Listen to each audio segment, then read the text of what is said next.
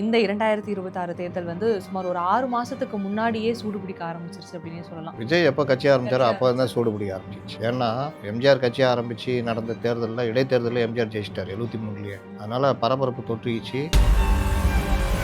நம்ம முதல்வர் இருக்கிற மாதிரி தான். சார் போகிறீங்க சார், கைக்கு பேண்ட் வேலை சட்டை சார், சார் நீங்கள் வந்து செல்ஃபி எடுக்கிறீங்க சார், இதெல்லாம் ஏன்பா இதெல்லாம் விஜயை பார்த்து காப்பி அடிக்கிறமேன்னு அவர் கேட்க தெரியல. விஜய் எப்படி இருக்காப்புல என்டிஏ போனால் நல்லா கட்சியை வேறு மாதிரி கொண்டு போகலாம். ஸ்லீப்பர் செல்லு பேச்சுக்கிட்ட சேர்த்து சொந்த புத்தியே கிடையாது விஜய்க்கு. இப்போ எழுதி வச்சிங்க, நான் சொல்கிறேன், தாவேகளை நடக்கும். செம்ம ட்ரால் மெட்டீரியலாக மாறுவாங்க. இப்போவே அவர்கள் திமுகவுடைய கைப்பாவையாக மாறிக்கிட்டு வராங்கன்றது. தாவேகாக்குள்ளே இருக்கிற திமுக ஸ்லீப்பர் செல்லுங்களை பயன்படுத்துகிறாங்க. விஜயை ஒன்றும் இல்லாமல் ஆக்குறாங்க. விஜய்க்கு எது நடந்தாலும் இது கிடையாது, பல்லக்கு ரெடி பண்ணி மேலே உட்கார வச்சு தீர்ந்து போகணும், அவ்வளோதான். ஒரு பொதுக்கூட்டத்தையே இவங்களால் நடத்த முடியல. விஜய் வர்ற ஒரு இந்த கூட்டத்துக்கே மிலிட்ரி ரேஞ்சுக்கு இவர்கள் சமூக வலைதளத்தில் போட்டு ஒட்டிட்டு இருக்கு.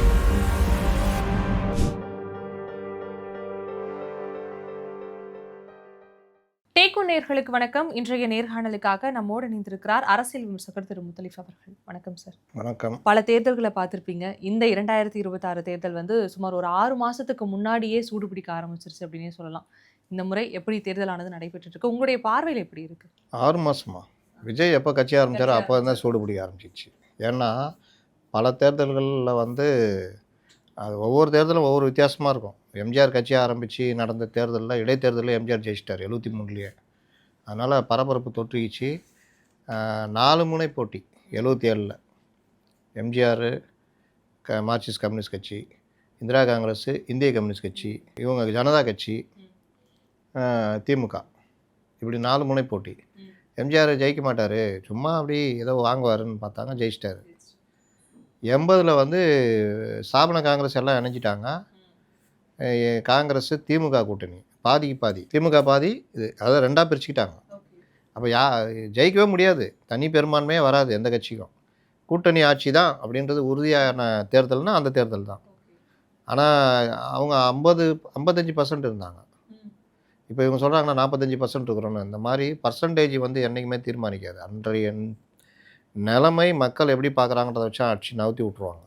55% திமுக காங்கிரஸ் கூட்டணி. அப்போ காங்கிரஸ் தான் அதிக பர்சன்டேஜ், 32 வரைக்கும். திமுக 20, 22, அதிமுக 23%. ஏன்னா 48 ரெண்டாக பிரிஞ்சிச்சு.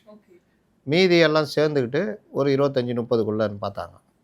ஆனால் தேர்தல் முடிவு 55% தான் ஜெயிக்கணும். ஆனால் எல்லாம் எம்ஜிஆருக்கு வந்து எம்ஜிஆர் ஒரு 35, 40% வந்து அவர் மீண்டும் ஆட்சி பிடிக்கிறார். எவ்வளோ பெரிய பெரிய சிக்கல். அதுக்கு பிறகு நீங்கள் இப்படி தான் ஓடுது. 84 எம்ஜிஆர் ஹாஸ்பிட்டலு அதுன்னு போகுது. 89ல் ஏடிஎம்கே ரெண்டாக பிரியுதுல்ல, அப்போ கலைஞர் ஈஸியாக டிஎம்கே வருது. அதுலேயும் காங்கிரஸ் நல்ல பர்சன்டேஜில் வராங்க, 26% வாங்குறாங்க, சீட்டும் அதிகமாக பிடிக்கிறாங்க. அது ஒரு வகையான தேர்தல். ஆனால் இந்த ஏடிஎம்கே பிரிஞ்சிச்சுன்னா டிஎம்கே தான் அப்படின்றத அந்த தேர்தலில், ஏன்னா எல்லா எதிர்கட்சிகளும் இங்கே இருந்தாங்க, பெரிய அளவில் டிஎம்கே ஜெயிச்சுது. 91 கணக்கே போட முடியாது. ராஜீவ்காந்தி மரணம், திமுக தான் காரணன்ற மாதிரி பெரிய பிரச்சாரம் கொண்டு போய் ஒன்றும் இல்லாமல் போச்சு திமுக. அதனால் அந்த தேர்தலில் நீங்கள், ஆனால் அது ஒழுங்காக நடந்திருந்தால் ஏடிஎம்கே ஜெயிச்சிருக்கோம், டிஎம்கேவும் ஓரளவுக்கு வந்திருக்கும், எதிர்கட்சியாக இருந்திருக்கோம். நடக்கலை, அது அப்படி நடக்கலை. 96 கடைசி நிமிடம் வரைக்கும் இந்த மாதிரி இருந்தது. திமுக காங்கிரஸ் கூட்டணி பெரிய வெற்றியை பெறும், இந்த கூட்டணி பலமான கூட்டணி. கலைஞர் திமுக உடஞ்சி போய் ரெண்டாக இருக்குது, வைகோ பெருசாக இருக்கார், வேறு யாரும் இதுவாக இல்லை. இப்போ வைகோ வந்து திமுக ஓட்டை பிரித்தாருன்னா இந்த 2 பிரியறதுனால இந்த கூட்டணி வெயிட்டாக வரும்.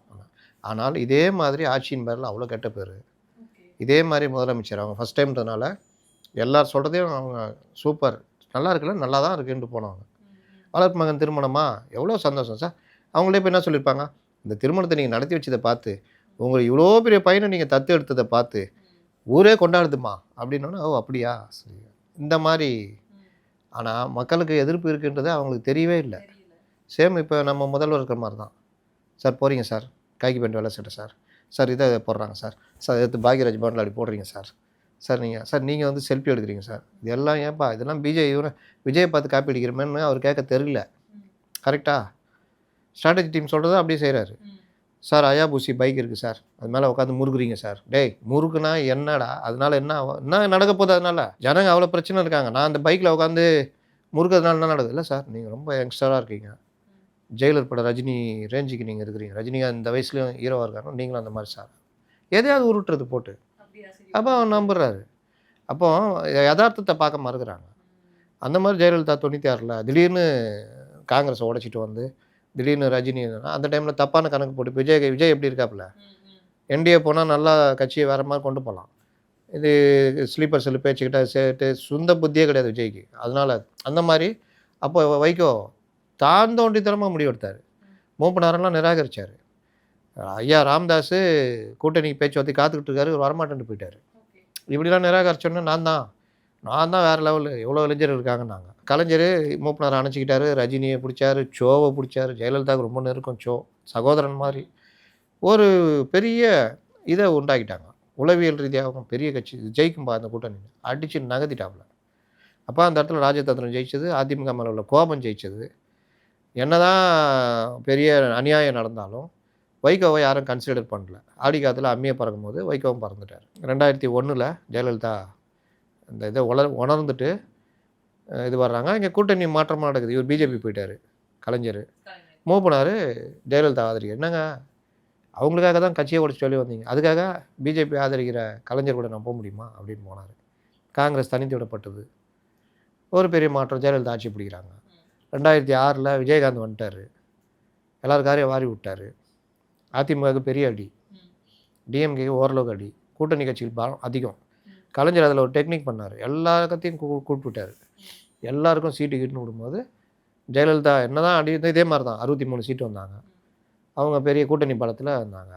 இது 2011 ஆடாத ஆட்டம் ஆடி இதே மாதிரி விஜயகாந்த் முதல் தடவையாக தன்னுடைய இதை உணர்ந்து நம்ம தனியாக நின்னா நடக்காதுன்னு ஜெயலலிதா கூடாது. அப்போ இந்த பெரிய வெற்றி, டிஎம்கே 3வது இடத்துக்கு தள்ளப்பட்டது, விஜயகாந்த் எதிர்க்கட்சி தலைவரானார். சேம் அதே பேட்டர்னு இப்போ இருக்குது. ஆனால் இவர்கள் திமுறா வைகோ மாதிரி தனியாக நிற்கிறாங்க தாவேகா. அதுக்கு பிறகு 2016 ஜெயலலிதா பிரித்து விட்டாங்க. பிரித்தாளும் சூழ்ச்சின்னுவாங்க. அழகாக பிரித்து விட்டு நீங்கள் மக்கள் நல கூட்டணிக்கு இவங்களே ஹெல்ப் பண்ணுறாங்க, உருவாக்குறாங்க. இதுக்கு தலையை கொடுக்குறது யாருன்னா ஸ்டாலின். திருமாவளவனை வெளியே அனுப்புகிறாரு. வெளியில் அனுப்புகிற திருமாவளவனை பயன்படுத்திய வைகோவை கொண்டு வராங்க. இதில் பெரிய வெற்றி என்னென்னா விஜயகாந்தை கொண்டு வந்தது. விஜயகாந்த் மட்டும் அன்றைக்கி திமுகவில் போயிருந்தாருன்னா ஏடிஎம்கே தோற்றுருக்கோம், டிஎம்கே ஆட்சி பிடிச்சிருக்கோம். ஆனால் தப்பான கணக்கு போட்டது ஸ்டாலின். அன்றைக்கி இதே மாதிரி ஸ்ட்ராட்டஜி டீம் வச்சுட்டு சொல்கிறதெல்லாம் நம்பி நமக்கு வர்ற கூட்டம்லாம் பெரிய கூட்டம் நினச்சிக்கிட்டு அவர் இது பண்ணார். இவங்க விஜயகாந்த் கலைஞர் தான் ட்ரை பண்ணார். விஜயகாந்த் ஆசை காமிச்சு, முதல்வர் ஆசை காமிச்சு கொண்டு வந்தார். அவருக்கும் அந்த டைமில் உடல்நல பாதிப்புலாம் இருந்தது. மக்கள் நல கூட்டணி பெரிய காமெடி பீஸு கூட்டணியாக மாறி போச்சு. எல்லோரும் ட்ரால் பண்ண ஆரம்பிச்சிட்டாங்க. வைகோ போட்டி போகிறேன்னு ஒதுங்கினாருதுன்னா சேம் இதே இது நான் இப்போ எழுதி வச்சிங்க, நான் சொல்கிறேன், தாவேகால நடக்கும். செம்ம ட்ரால் மெட்டீரியலாக மாறுவாங்க. இப்போவே அவர்கள் திமுகவுடைய கைப்பாவையாக மாறிக்கிட்டு வராங்கன்றத விஜய் திமுகவுடைய குரலில் திட்டுறாரு. அதிமுகவை அடிமை, பாஜக இன்னும் பிற கட்சிகள்னு. இது அவர் நினச்சிக்கிறாரு நம்ம இவர்களை ஒன்றும் இல்லாமல் பண்ணுறோன்னு. டிஎம்கே பண்ணியே அந்த பிரச்சாரம் எடுப்படல. மக்கள்கிட்ட யார் போகிறாங்க, மக்கள்கிட்ட எவ்வளோ இதாக வராங்கன்றது தான். இன்னொன்று, நீங்கள் பிரிக்கிற வாக்கு திமுக வாக்கு. அப்போ நீங்கள் பெரிய மக்கள் நல கூட்டணியாக மாறுவீங்க. அதனால் இந்த எலெக்ஷன் 4 முனை போட்டி, ஒருவர் வழக்கம் போல் ஒரு குறிப்பிட்ட சதவீத வாக்கு வாங்கிட்டு போவார். அவரும் இந்த திமுகவுடைய ஸ்ட்ராட்டஜியில் மாட்டிக்கிறார். எப்படின்னா, தாவேகாவை திமுக எப்படின்னா, நீங்கள் அது எப்படி சொல்லுவீங்க, ஜான்சீனா மாதிரின்னு வச்சுக்கிங்க. ரெஸ்லிங் பார்த்துருக்கீங்களா? ஜான்சீனா பார்த்துருக்கீங்களா? அடி அடி அடி அடி வாங்கி கீழே விழுந்து திடீர்னு எழுந்திரிச்சு அப்படி தூக்கி அப்படி போட்டு முடிச்சு விட்ருவாப்புல. அந்த மாதிரி தான் திமுக எப்போ வேணாலும் எந்திரிக்கும். அந்த திமுக இந்த பிரச்சனையில் அது அதிகார பலத்தில் இருக்குது. அப்போ அதை எதிர்க்கிறதுக்கு பலம் சேரணும். ஜான்சீனாவை ஒரு ஆளால் அடிக்க முடியாது, 3-4 சேர்ந்து தான் அடிக்க முடியும். ஜான்சீனாவுக்கும் ஒரு டீம் வச்சுருக்காப்புல. அப்போது அதிமுகவோட விஜய் இவங்க என்டிஏ கூட்டணி போயிருந்தா ஈஸியாக வீழ்த்திருக்கலாம். நான் தனியாக நிற்பேன் அப்படின்னோடனே இவங்க என்ன பண்ணுறாங்கன்னா, தாவேகாக்குள்ளே இருக்கிற திமுக ஸ்லீப்பர் செல்களை பயன்படுத்துகிறாங்க. விஜயை ஒன்றும் இல்லாமல் ஆக்குறாங்க. விஜய்க்கு எது நடந்தாலும் இது கிடையாது, ஒரு பல்லக்கு ரெடி பண்ணி மேலே உட்கார வச்சு தூக்கின்னு போனோம், அவ்வளோதான். அவர் அந்த மாதிரி தான். இன்னை வரைக்கும் ஒரு பொதுக்கூட்டத்தில் அட்டன் பண்ண மாட்டேங்கிறாரு, தைரியம் இல்லை. இப்போ கூட சேலத்தில் மலை மேலே நிற்கணும், தண்ணி குடிக்கூடாது. அந்த வீடியோ பார்த்தீங்கல்ல? இது எல்லாம் எதுக்குன்னா நிர்வாகிகளை சந்திக்க போறாரு அவர். பொதுக்கூட்டம் அவர் வந்து கேக்குறாரு, நமக்கு யார் முக்கியம் அப்படின்னு கேக்குறாரு. ஏன்னா மக்கள் முக்கியங்கிறத சொல்லுவாங்க. கூட்டத்துல இருந்த அத்தனை பேரும் தளபதி அப்படிங்கிற என்ன நடக்குதுங்கிற இந்த மாதிரி. இதில் தென்கொரியாவில் ராணுவ தளபதி வருவார் பாருங்க, வரும்போதெல்லாம் இந்த மாதிரி மிலிட்ரி இது மாதிரி நினச்சின்னுக்கிறாங்க. அப்போ இந்த காமெடி எல்லாமே நடக்கும். இப்போ இவங்க வந்து என்ன ஆகுதுன்னா திமுகவுடைய அஜெண்டாக இயங்கிட்டு இருக்கிறாங்க. பாதவர்ஜுனாவுடைய பேச்செல்லாம் பாருங்கள், அதிமுக அட்டாக் பண்ணும், அதிமுக அட்டாக் பண்ண வேணான்ட்டு அதிமுக அட்டாக் பண்ணுறது. அப்போ இவர்கள் என்ன ஐடியா பண்ணி அனுப்புகிறாங்கன்னா, நீங்கள் ஏடிஎம்கே அட்டாக் பண்ணுங்கள், நாம் தமிழர் கட்சி அட்டாக் பண்ணுங்கள், அவங்க உங்கள்கிட்ட சண்டை போட்டோம், நீங்கள் இதை பார்த்துக்குங்க, நாங்கள் தனியாக வேறு இதை பார்த்துக்குறோம். இப்படி தான் இன்றைக்கி அரசியல் நகருது. ஆனால் இது ரொம்ப நாளைக்கு நீடிக்காது, இது சாயம் வெளுத்துரும். இவர்கள் இப்போ எப்படி நம்ம சீமான் ஒரு 6 மாதத்துக்கு முன்னாடி வரைக்கும் எவ்வளோ ஆக்டிவாக திமுக எதிர்ப்பு பேனா வைப்பையா ஒட்டச்சி எறிஞ்சிருவோன்ற அளவுக்கு ஒரு இது பரந்தூர் மேட்டர்லேருந்து அப்படி வந்த ஒரு பார்ட்டி இன்னைக்கு விஜய் கூட சண்டை போட்டுனுது. திமுக வந்து விமர்சனன்றது ரொம்ப கம்மியாக இருக்குது, இல்லைன்னு சொல்ல முடியாது, கம்மியாக இருக்குது, வழக்கமாக இருக்கிறது இல்லை. 2ஆம் கட்ட தலைவர்களும் பெரும்பாலும் விஜயை அட்டாக் பண்ணிவிட்டு அப்படி போய்கிட்டு இருக்காங்க. அப்போ திமுகவுடைய நோக்கம் நிறைவேறிச்சா? அதிமுக அந்த வேலையை பண்ணுது, இவங்களை அடிச்சுக்கிட்டே இருக்காங்க. அவங்களுக்கு தெரியும் இவங்க என்ன இது கிரவுண்டில் வேலை பண்ணுறாங்க. விஜயை சமாளிச்சிக்கிது, அங்கே பிரச்சனை இல்லை, ஒரு 2-3 பேர் பார்த்துக்குவாங்க. அப்போ எடப்பாடி ஒரு அடி அடிப்பார், இன்னும் ஏடிஎம்கே அட்டாக் பண்ணுறாங்க. இன்றைக்கி எல்லா பிரச்சனையும் கையில் எடுத்து பண்ணுறாங்க. ஆனால் வேகம் வேணுமானா இன்னும் வேணும். இதில் தான் நான் சொன்னேன், ஜான்சீனான்னு இவங்களை தெளிவாக எல்லாரையும் இவங்க இயக்கிட்டு இருக்கிறாங்க. நீ யாரை திட்டணுன்றதை விட அவங்க முடிவு பண்ணுறாங்க. சீமான் யாரை திட்டணும்னு அவங்க முடிவு பண்ணுறாங்க. இப்படி தான் இந்த தேர்தல் போகுது. ஆனால் நான் இந்த தேர்தலில் என்னுடைய கணிப்பு இன்றைக்கி இருக்கிற ரஞ்சிக்கு அடுத்த மாதம் மாறலாம். விஜய் குறிப்பிட்ட சதவீத வாக்குகளை பிரிப்பார், அவருக்கு பெரிய ஃபேன் பேஸ் இருக்குது. இது எல்லாம் எங்கே அடிப்படும் அப்படின்னு பார்த்தா இவர்கள் தேர்தலை எதிர்கொள்கிற விதம். எனக்கு கணிப்பு ஒரு 100 வேட்பாளர் கூட இவங்களுடைய கண்டிஷன்ஸ் கிடைக்க மாட்டாங்க. பெரும் தொகை, இன்னும் பெரும் தொகை, இந்த மாதிரிலாம் பார்த்தா அங்கே அந்த மாதிரி ஆள் இல்லை. அப்போ அப்படி வரணும்னா வெளியில் இருந்தால் ஆளை கூட்டு வரணும், தொழிலதிபர் அது இதுன்னு. அவன் ஈஸியாக வேலை போயிடுவான். இங்கே ஒரு அமௌண்ட்டு கொடுக்குறான்னா அந்த அமௌண்ட்டை திமுக கொடுத்தா அங்கே வாங்கிட்டு போயிடுவான். அப்போ தேர்தல் நடுவுலேயே இந்த பிரச்சனைலாம் நடக்கும், வாபஸ் வாங்கலாம் செய்வாங்க. இல்லை இருக்கிற இடத்துல இருந்த கட்சி தாவரன்னு வடிவேல் சொல்லுவார், அந்த மாதிரிலாம் தாவுவாங்க. அப்போது இது ஒரு சிஸ்டமேட்டிக் பார்ட்டி கிடையாது, ஒரு சிஸ்டமாக இயங்குகிற பார்ட்டி கிடையாது. ஒரு பொதுக்கூட்டத்தையே இவங்களால் நடத்த முடியல. விஜய் வர்ற ஒரு இந்த கூட்டத்துக்கே மிலிட்ரி ரேஞ்சுக்கு இவர்கள் சமூக வலைதளத்தில் போட்டு உருட்டிகிட்டு இருக்கிறாங்க. நம்மளை மாதிரி யாராவது கொஞ்சம் உண்மையை சொல்லி என்னங்க இப்படிலாம் பண்ணுறீங்கன்னா, ஏய் உனக்கு தெரியுமா இது தெரியுமான்னு ஒரு அந்த கூலிப்படை விட்டு. ஏன் கூலிப்படைன்னு சொல்கிறேன்னா, நீ அது நான் திட்டுறவள் எல்லாத்தையும் இது பார்ப்பேன், பார்த்தா எல்லாம் 40 ஃபாலோவர் 30 ஃபாலோவர் எல்லாம் ஜான் வச்ச ஆள் தான் தெரியும். அப்போ இந்த கூலிப்படைக்கெலாம் நம்ம வந்து வருத்தம் கூட படக்கூடாது, கொஞ்சம் கூட மனசால் ஐயோ நம்மளை திட்டாங்களேன்னு. ஏன்னா அதுக்கு தானே அவன் வேலைக்கு வர்றான், அதனால் அதை பற்றி கவலைப்படக்கூடாது. அப்போ இந்த வேலை நடக்கிறதுக்கு இவ்வளோ இது பண்ணுறதுக்கு இந்த கட்சி இப்படி போய்கிட்டு இருக்குது நேரத்தில் இவருக்கு நான் ஒரு ஃபாலோவர்ஸ் ஒரு ஓட்டு வருன்றேன்ல, அந்த ஓட்டு பார்த்திங்கன்னா போன தடவை எல்லாம் திமுக தான் போட்டான் இவங்க ஆளுங்கள்லாம், அந்த ஓட்டு வரப்போகுது. சிறுபான்மை தனியாக நிற்கிறதுனால சிறுபான்மை மக்கள் வாக்குகள் உள்ளப்போகுது. இது எல்லாம் சேர்ந்தால் ஒரு 12% வருதுன்னா, பெண்கள் வாக்கு மற்ற இதெல்லாம் சேர்த்தா ஒரு 18%னா திமுகட்டேருந்து பிரிக்க போகிறாரு. ஏடிஎம்கிட்டேருந்து கொஞ்சம் பிரிப்பார், ஒரு 6-7% வச்சுக்கலாம். இவர் 20% என்னமோ வாங்குறாருன்னா பெரும்பாலும் திமுகலேருந்து. அப்போ திமுகவுடைய தட்டும் இறங்கிடும், இவருடைய தட்டு இப்படி தான் இருக்கும், 20% 22%.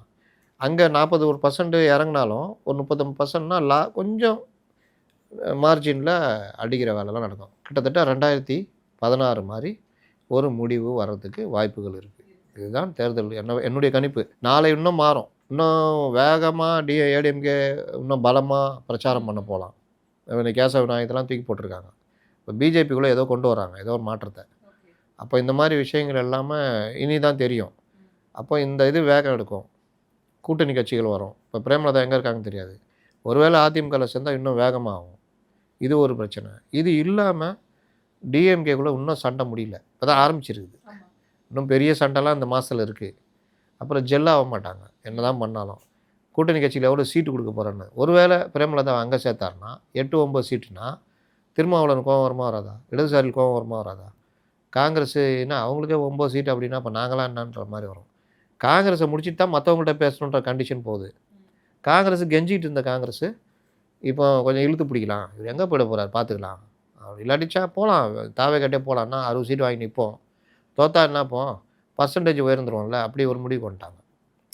இப்போ 60 சீட் நிற்கிறாங்க காங்கிரஸு, செம்ம டமாஸ்லாம் நடக்கும். ஆனாலும் தாவேகாவுடைய ஓட்டு எல்லாமே இவங்களுக்கு விழும்ல. 60 தொகுதியில் ஒரு தொகுதிக்கு 10% 8% ஓட்டு வாங்கினா காங்கிரஸ் வளர்ந்த கட்சி மாதிரி ஒரு தோட்டத்தை காமிக்கலாம்ல, அது லாபம் தானே. அப்படி காங்கிரஸ் யோசிச்சிட்டா உங்கள் கதை நீ காங்கிரஸ் நாங்களும் வர்றோன்னு இடதுசாரிகளாம் பண்ணிட்டாங்கன்னா சுத்தமாக நீங்கள் 3வது இடத்துல மொத்தமாக போயிடுவீங்க. இவங்க கொஞ்சம் ஒரு 60-70 சீட்டு ஜெயிப்பாங்க, ஒரு 50 சீட்டேஜ் வச்சுக்கிங்க, மீதியை அவங்க அறுவடை பண்ணிட்டு போயிடுவாங்க. எதிர்கட்சியாக யார் மாறுவா? அவங்களுக்குள்ளே யார் பிரிச்சுக்கிறாங்களோ துண்டு துக்குடா கட்சியாக மாறும். ஆனால் ஒன்ஸு விஜய் காங்கிரஸ் பக்கம் போய் காங்கிரஸில் சேர்ந்துட்டாங்கன்னா அதுக்கு அடுத்து என்ன ஆகும்? திமுகவுக்கு மிகப்பெரிய அடி. அதுக்கப்புறம் அவங்க திரும்புவாங்களா? பஞ்சாயத்து தேர்தலில் நம்ம அப்படியே நிற்கலாம் நிற்பாங்க. 29க்கு காங்கிரஸ் பயன்படுத்திக்க பார்க்கும். ராகுல் காந்தி விஜய்லாம் வந்து பிரச்சாரம் பண்ணால் குறைந்தது ஓரளவுக்கு ஒரு 5 சீட்டு 8 சீட்டு கூட்டணி பலத்தில் அவங்க அடிப்பாங்க, மீதியை இவங்க அடிப்பாங்க. திமுக மிகப்பெரிய ஆபத்தை நோக்கி திமுக நகருது. அவர்களுக்கு தெரியல இதெல்லாம். ஆசை நீங்கள் பயத்தை மெயின்டைன் பண்ணுற வரைக்கும் தான். பயத்தை விட்டுட்டீங்க முடிஞ்சது கதை. இதுதான் இன்றைக்கி நான் பார்க்குற தேர்தல். ரொம்ப நன்றி சார். இவ்வளோ நேரம் அரசியல் தொடர்பான உங்களுடைய அத்தனை கருத்துக்களையும் என்னோட பகிர்ந்துருக்கீங்க. நன்றி சார். நன்றி.